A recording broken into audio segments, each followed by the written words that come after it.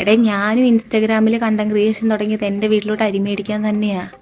ഈ വക കൂതറ കളി കളിക്കാൻ നിനക്കല്ലാതെ മറ്റാർക്കും സാധിക്കില്ല. ഈ പെൺകുട്ടിക്കെതിരെ ഞങ്ങള് ഇന്നലെ DGPക്ക് പരാതി കൊടുത്തിട്ടുണ്ട്. അതിന്റെ റെസീപ്റ്റ് ആണിത്. ഈ ഫയൽ നോക്കിയേ, ഇത് മുഴുവൻ ഇവരെ കുറിച്ചുള്ള പരാതികളാ. അപ്പൊ DGPക്ക് പരാതി കൊടുക്കാൻ വേണ്ടി ഇന്നലെ ഞാൻ പോയപ്പോ വളരെയധികം പോസിറ്റീവായിട്ടുള്ള ഒരു മറുപടിയാണ് അവിടെ നിന്ന് ഉദ്യോഗസ്ഥർ തന്നത്. സാറേ ആ സമയത്ത് മാസിലങ്ങ് ആയിപ്പോയാണ് സാറേ അങ്ങനെയൊക്കെ. നിന്റെ ഈ തൊട്ടിത്തരം കണ്ടിട്ട് എനിക്ക് അങ്ങോട്ട് സഹിക്കാൻ പറ്റണല്ലോ.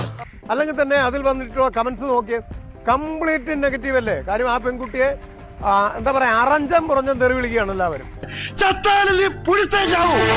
ആ തെറി വിളിച്ചിട്ട് പോലും ആ പെൺകുട്ടി ആ വീഡിയോ ഒന്നുകൂടി ബീജം മാറ്റിയിട്ട് ഒന്നുകൂടി അത് റീപോസ്റ്റ് ചെയ്തതല്ലാതെ അതിനെ റിമൂവ് ചെയ്യാൻ വേണ്ടി തയ്യാറായിട്ടില്ല.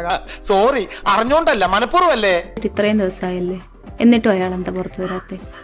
അയാൾക്കറിയാം അയാൾ ചെയ്തത് പോക്കത്തിലാണ്. നിങ്ങൾ എന്നെ പിഴയെന്ന് വിളിച്ചല്ലേ. പോയി ചത്തുടടാ.